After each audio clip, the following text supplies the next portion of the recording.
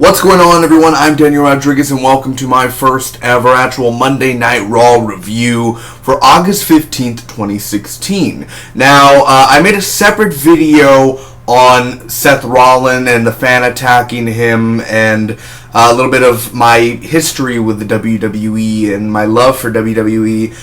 Link down below to that, and I have to apologize real quick to that, but by the way, I was at this event. It was in my city, Corpus Christi, Texas. That's where I'm from, and that's where I live. And I was there, and it was I've seen Raw or WWE, SmackDown, ECW. I've seen them. I believe this is my 12th time seeing them live. So yeah, I talk more about that in the video in the link down below. But I do have to. But I was there, so yeah. You know, the people who were not watching at home, I was there, so you get to get an insight of what happened from beginning to end, what I liked about it, what I didn't, and also, literally, like 25 minutes ago, I literally started my free trial for WWE Network. So, I finally got it, guys, after like 3 years of it being out, I got the network. So I'll be reviewing SummerSlam this Sunday, I'll be watching it finally, and I'll be doing predictions within the next 4 days. I have a tight schedule. Anyway, I really want to apologize real quick for the whole Seth Rollins a fan. I explained it, but the thing is I told a lot of people that it was an older gentleman, a 60-year-old man, but that's how it looked. And I told you I didn't know all the facts, just what I saw. It turns out the local, news and everything. It was a 23-year-old man. So, at least from my knowledge, it's a 23-year-old man that the news has released.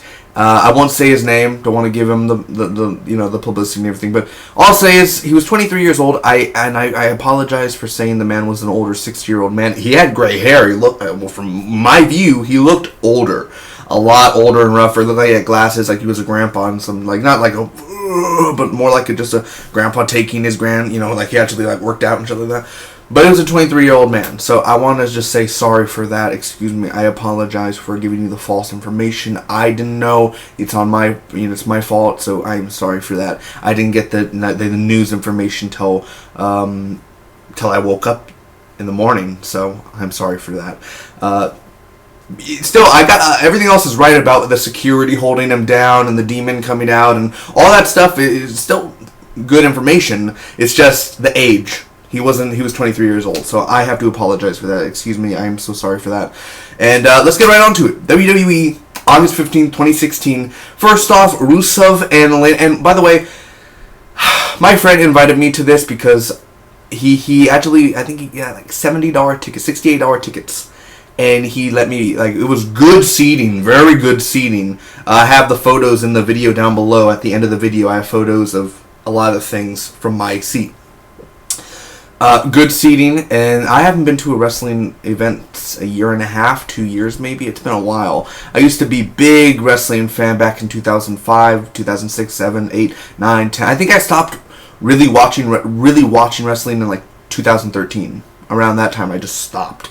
So, or whenever Triple H became manager and all that stuff, and he became Steven, all that stuff, and Stephanie McMahon was.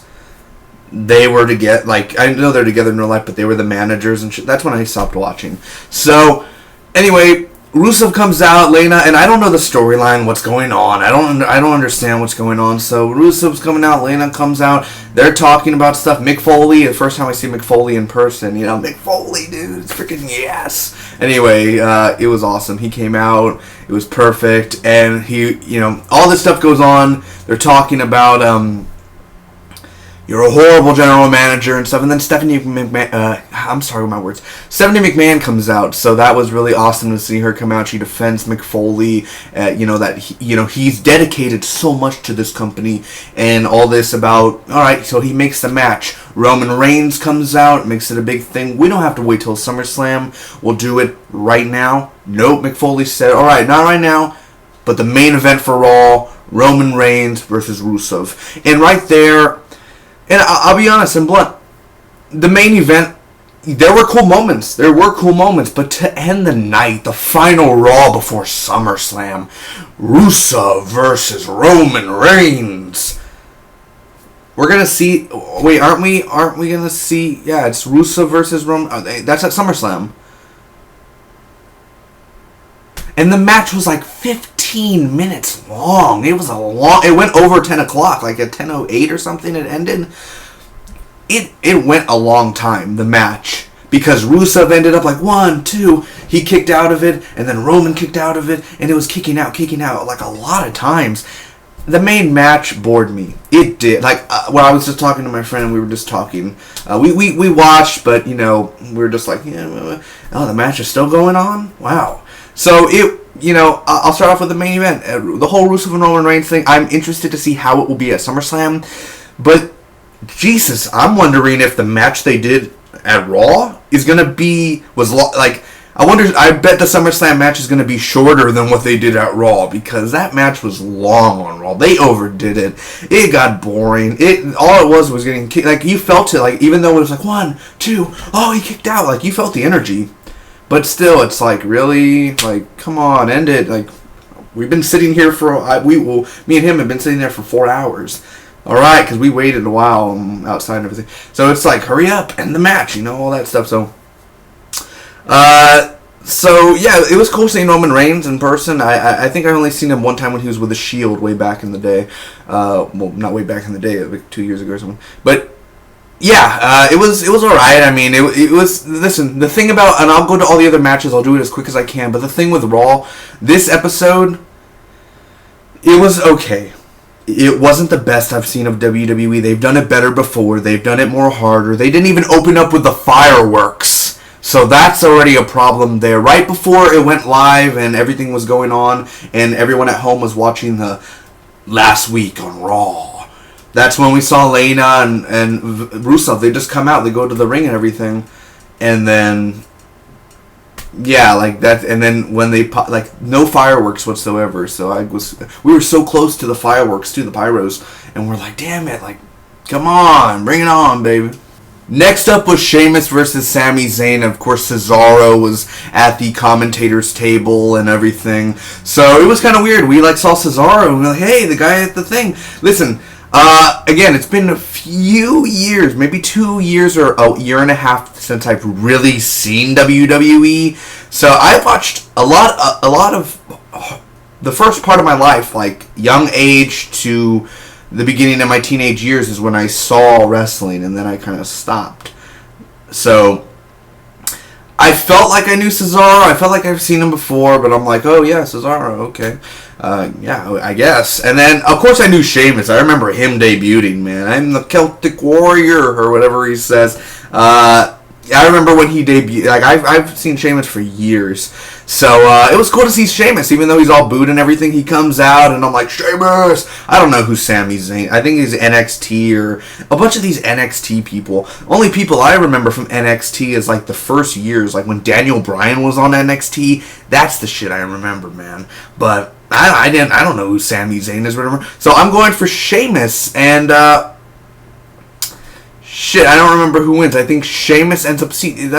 let me tell you, I thought it was interesting because Sheamus is bigger than Sami Zayn, or a little bit and all that, and like he's a little bit more buffer and he kicked ass. But the match, I don't even know how long it lasted. It lasted, what, 5 minutes? I think 5 or 6 minutes at most it lasted. It was... honestly, we were watching it, me and my friend, and we're into wrestling, and he knows as much history. Booker T, Booger Man, WrestleMania 22, WrestleMania 21, like those memories we remember, man. And we grew up watching that shit. And we're sitting there, and we're talking, and then we're kind of like talking, and like we're looking, and we're like, oh, this match is still going, this match is still going on. Jesus. We all know Sheamus is going to win, and I believe look, it's been a day and I already forgot. I believe Sheamus wins, and then. It wasn't a big match. It's like, really, because what is it leading up to in the storyline? Cesaro's over there, and I think they're going to be facing off at SummerSlam. That's when I do my predictions, I'll know. I didn't really research much. But Sheamus versus Cesaro, whatever this thing's going on, why is he fighting Sami? If you're going to have Roman Reigns and Rusev, you might as well have Sheamus versus Cesaro, because Cesaro was going around my city and doing all this interview stuff and all that. Cesaro's just there on the commentator. He didn't even do crap. And then Cesaro, as predictable as WWE is, and I told my friend, he's sitting there at the commentator's table. And every time a wrestler's at the commentary table, he's going to interfere with the match some way or another. Just like tonight on SmackDown, AJ Styles, after John Cena wins, he interferes. It's predictable. And that's why I stopped watching WWE too, because it is predictable. Every single match. And now, whoever wins or loses may not be predictable at times, but it's just, oh, look, he has a tag team member. He's going to end up, the referee's not going to look, and he's going to beat the guy on the ground. We all know it's going to happen. It's predictable. They need to work up on this storyline, man. But anyway, Cesaro interferes, and I believe Sheamus loses. Sheamus ends up losing. Sami Zayn ends up getting a cheap shot or something, and that's it. Sheamus loses, and all because of Cesaro. So it was honestly not a fun match. I didn't hate Sami Zayn or anything. I mean, he's fine. They're fine. It was an alright match. It wasn't amazing. It wasn't great. It wasn't to die for. It didn't steal the show. Nor was it really getting the crowd that pumped up either. Next was the New Day versus the Dudley Boys. And then Luke Gallows and that Anderson guy. They were side 2. They interrupted the match later or something. I think they interrupted the match later. They played doctors or something. Listen, of course, I know the Dudley Boys. Oh yeah, even from TNA, from back when they were in WWE, facing the Hardy Boys all the time. I love me some Dudley Boys. Oh yes, but the New Day or whatever. I know Big E and I know Kofi Kingston and I know the other guy, but now, like, I knew them before the New Day, and like now they have like New Day. I don't even know what they're doing, man. I'm like, what is this? Like. I'm like, what? What's going on? Like, it's very weird what they're doing there. God, that match was pretty it was pretty bad. The match wasn't interesting. It wasn't. It's like, and Dudley, my friend, I forgot his name. The black one, the Dudley. But I forget his name. Yvonne, or excuse me for that. I know. I'm sorry, but anyway, he does his thing, and he's like, he does that, and my friend just like does something like that, and I just like, oh my god. And I think he made eye contact, like we were right there, like straight ahead, and it's like, God, no. Oh, he looked like, what the fuck is this? Anyway, white guy doing that? No, yeah. Anyway, he was white. I'm Hispanic, or is he Hispanic? No, he's Hispanic too, but he looks white. Oh my god. Well, I don't even know my friend. Wow. Anyway, so the match was just, I think the Dudley Boys screwed up, because literally I was watching and it's like 1, 2, 3, but right when it hit 3, the one of the Dudley Boys was supposed to, he like literally kicked out of it, but the referee already hit the 3rd thing, and then it was like ding ding ding ding, and you could see them looking at each other like, really? And it's like, was that on purpose? Were they supposed to lose, or were they supposed to win? Is it one of those, alright, whoever wins the night sort of thing? Because it literally looked like he kicked out right that special moment when the referee hit the 3rd. So it literally was like a 3-minute match, a 3.5-minute match. It wasn't long. It wasn't that fun. And I'm thinking, hell yeah, the Dudley Boys, baby. And they were just kind of boring. They both of them really didn't do nothing that fun, nothing extraordinary, nothing amazing. It was just, again, nothing fun out of it. It was an okay match, nothing good, nothing great, just okay. After that was the first Diva match of the night, which is Nia Jax versus Rachel Levy. This match, man, I felt so bad for Rachel Levy. I didn't even see her get into the ring, because it was doing the commercials, and it was a commercial, I guess, for you guys or people watching at home. And I did not see, for the day of me, Rachel Levy coming out. Like, she was in the ring, and I was like, what? There's a girl in the ring. And she's small. I mean, she is small. And then I don't know Rachel Levy, nor do I know Nia Jax or Nia Jax. So these are 2 new divas for me. And when Jax came out, I was like, I don't know. I was like, wow, that's amazing. I could work with that. Wow, that's perfect. But either way, I'm like, who's this woman? This woman is, wow. My contacts want to fall out. Anyway, so I literally was like, yeah, this girl in the ring, she's gone. That, and it's unfair. I want to make a separate video on the divas themselves because it's unfair. I don't know who Rachel Levy is. I don't know if she's from NXT. I don't know where she's from, nor Nia Jax. But I guess what the thing is she's trying to prove dominance and shit like that. That's easy. You look at her and you're like, yeah, she's gonna win the match. It's simple. It's easy. And the match was like a minute and a half. The match was a minute and it was so short. The Sheamus one wasn't that interesting, and it was short. The Dudley Boys match wasn't that interesting, and it was short. And then the third match of the night wasn't that interesting, wasn't fair, and it was short. After that was a segment of Brock Lesnar and Paul Heyman where they come out, Suplex City, Corpus Christi, Texas on his shirt, which was really cool. And they start talking. Paul Heyman starts doing his bit and, doing his talk. And Brock Lesnar and how amazing he is and shit like that. I didn't get to see all that stuff when Brock Lesnar came back to the WWE. However long he's been back, for a year or two, or whenever he comes back and then he leaves, and then he comes back and then he leaves. I wasn't really watching it at that time, so that was sort of I knew he came back, but it's not like I watched week to week to week to find out what was going on. But I can't say his name. Heath Slater, the one-man band. I remember him when he started off. Wasn't he NXT too when he had his long hair? I remember he started like 5 years ago. He's been there for a while. He's not a new guy, of course. He's been there for a while. And he comes out and everything, and he has a new haircut. I'm like, oh, Heath Slater? Where's my Jamie Noble, man? I need my Jamie Noble. I think he's usually SmackDown. I don't even know if he's still in the... I don't even know if Jamie Noble's still in the show, but... Anyway, Heath Slater there, and, yeah, he does this whole segment about his kids, which the dialogue's pretty bad at times. Like, I'm doing it for my kids. And my kid, it's sort of like you get paid probably good amount. I'm assuming you get paid good working with the WWE. I'm pretty sure you don't get paid $10 a night or something. I'm pretty sure you get paid. Not talking about I don't know how much you get paid, but I'm pretty sure you're on the road a lot. You do shows every few days. I'm pretty sure you get paid a decent amount. So that whole segment there, it was interesting. And then Brock Lesnar said, I don't give a shit about your kids and everything. So he does that whole segment there. And it worked because Brock Lesnar went hard on him. He did the suplex or whatever. He did it 3 times in a row to Heath Slater. And it looked painful. It looked very painful. And then he ends up doing...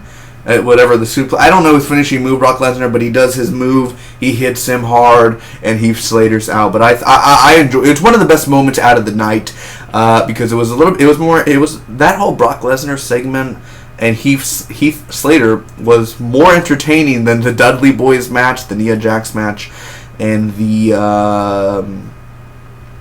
Sheamus match combined.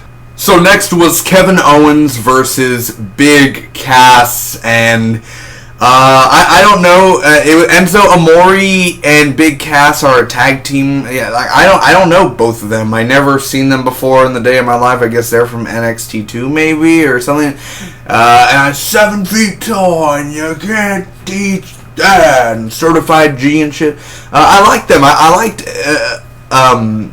in Enzo. I liked his energy. I really did. I thought he was funny, and I was like, this guy is just on cocaine, man. He really is on that cocaine. But Chris Jericho, I've only seen Chris Jericho maybe 2 times in my life, and maybe one time. I think it was at one time from the other Raw one day, like 3 years ago. But anyway, he doesn't come out anymore, and he only comes out as a tag team. I'm like, that premature mustache he has on and stuff. You look like a fool. Anyway, he comes out and everything. It's like, Jericho breaks the wall down and everything. Anyway, yeah, it wasn't that interesting either because Chris Jericho got disqualified. Like, he's not even in the match. It's a one-on-one Big Cass versus Kevin Owens. I don't even know Kevin Owens that much. I've heard of him. I've seen him little by little, but I don't know Kevin Owens that well. I'm like, who's Inbred Hick? And anyway, it's a joke. I'm not being honest about Inbred Hick. But anyway, my friend laughed at it. Either way, it was a boring match. It wasn't and it lasted. The match literally lasted like less than 4 minutes, and then ding ding ding ding ding, disqualified because Chris Jericho did his thing, and then the match was over. And I was like, really? That's the match? It was so predictable. He did that thing where the referee's not looking and he attacks the other guy on the ground. It was a predictable match. It wasn't that fun, but at least Big Cass and Enzo ended up winning. After that sad match, it was the Shining Stars versus the Primetime Players. I have no idea who the hell these people are, honestly. They're athletic, they're entertaining. I mean, don't get me wrong, I think it's Darren Young, Titus O'Neil, and then the other guys. And don't get me wrong, I mean, every wrestler, I have respect to them. They're awesome in their own little ways. I mean, they're awesome. But I have no idea who the hell these guys are. I think the other guy looks like Carlito's old guy, like the other Carlito, or the one that, his name is Carlito. I forgot how it is. I mean, Carlito, those days, dude. Those, I spit in your face. You're not cool. Something like that shit. I don't know. My name is Finley, and I love to fight. God, those days. Rob Van Dam, or Sabu, and he's like, God damn. Sandman just hitting it out, man. Either way, yeah, this match literally was like less than 3 minutes, too. They're so short of a match. And Titus O'Neil or something, he bails. He leaves. Or one of them leaves. One of them literally turns his back on the other guy and leaves. And the coach or whatever, I think he's a legend in the WWE. Respect to you, my man, or my sir. But he's like, and it's like very weird. It's like, dude, they pay you much. How much do they pay you to come outside and look like a fool? Like that's so horrible of a job to do that. Anyway, as a coach, and I mean, Jesus, cringeworthy. Either way, it was a bad match. It was me. I barely even looked at it because it was like, I don't care. I don't even know who these guys are. I mean, good thing it only lasted like 2 minutes, so 3 minutes. The guy left, and I'm like, why is this guy leaving? I don't know. And the match was over. After that sad match was Neville versus Jinder Mahal, or something like that. I don't know who Jinder Mahal is or whatever, but I do know of Neville. I've seen him before. That match was quick, and you knew Neville was gonna win. I know, no disrespect against Jinder or whatever. I like his intro. I like his look. I like, he did kind of put up a little of a fight. Barely. But, Neville's too fast. Neville flips a lot, and he's a small one, and he's fast, and he has that abs there. So, yeah. The match was I may be wrong. I'm kind of spitballing here. The match was around 5 minutes. Around that time, 5 or 4 minutes.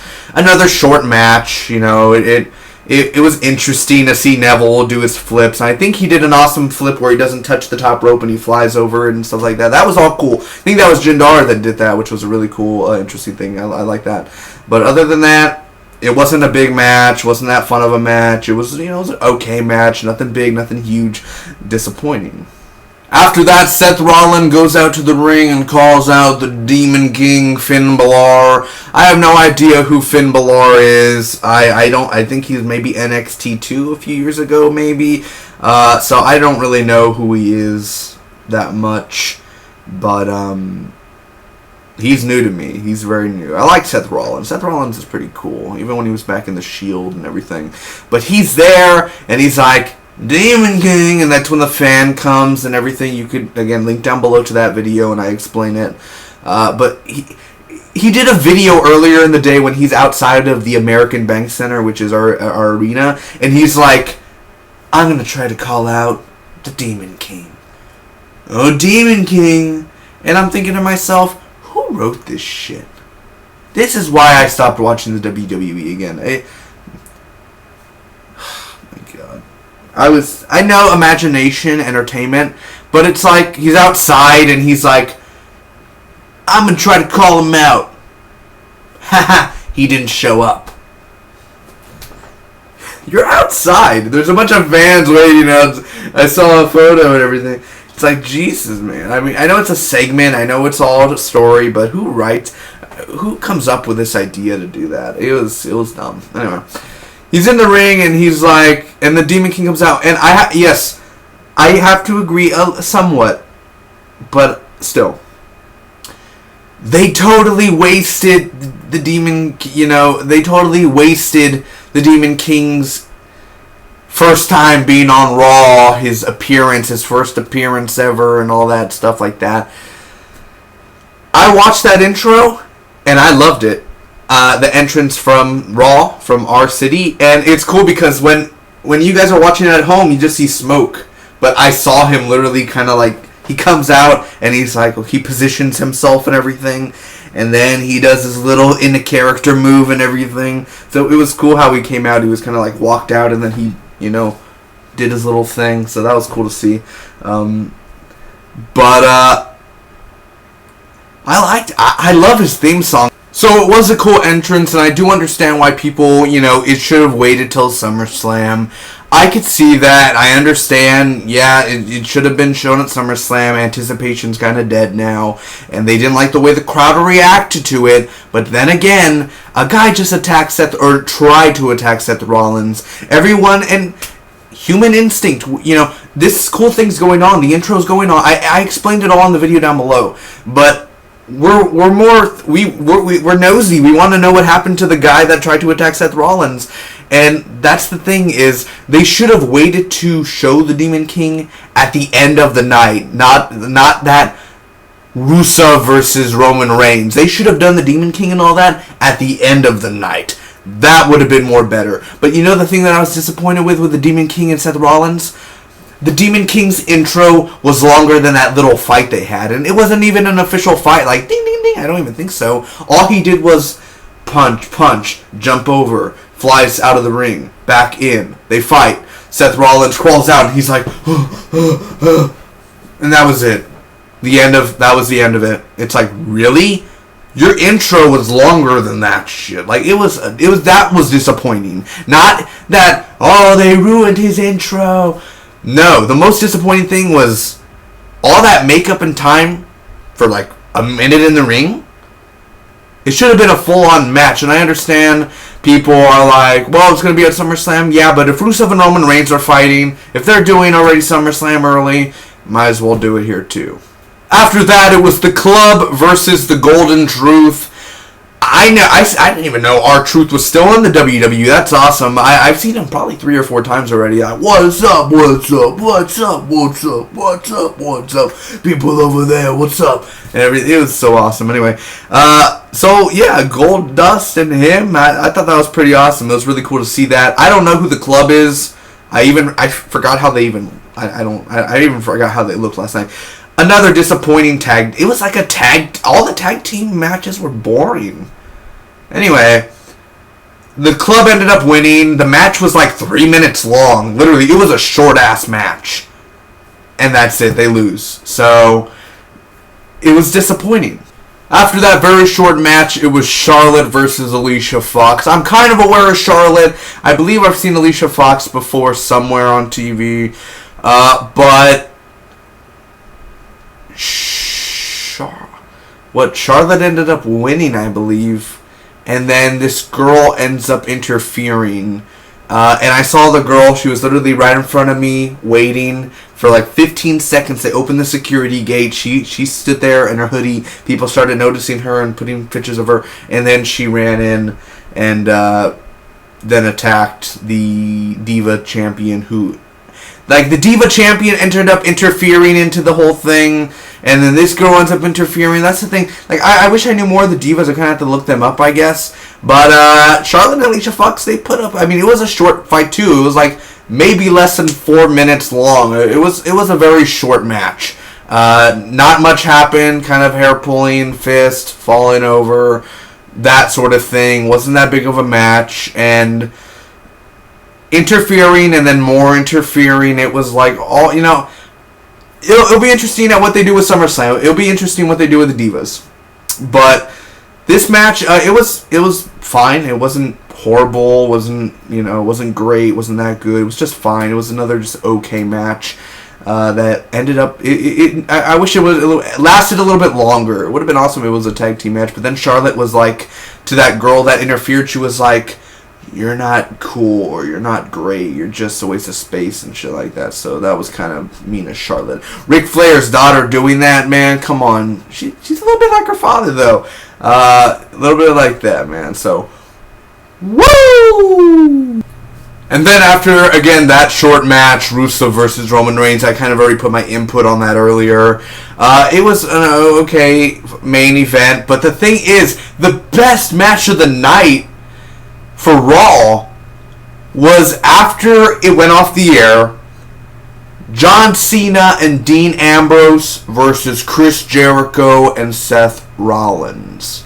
Or was it Chris Jericho and Dean Ambrose versus Seth Rollins and John Cena? I think it was Dean Ambrose and John Cena. I may be wrong about that, but yeah, it was Dean Ambrose and John Cena versus Chris Jericho. And the thing is after it goes off the air, it's more personal. So Chris Jericho is like pointing at the fans, and he's like, "Yeah!" And it's just kind of a fight for fun, you know. But that was the most energy. John Cena brought the energy, high level action. Dean Ambrose did some cool things, so it was more fun that way. I really enjoyed it. It was the only good match out of the night, honestly. Other things were interesting. Other things were cool. Rusev and Roman Reigns, they had some cool moments in their match, especially Roman Reigns when he does a jump and everything. So there were some cool things. Neville did some cool things, but overall, listen, it's not Corpus Christi's fault. It's not the crowd's fault. Listen, what they did tonight, like, a lot of the matches were short.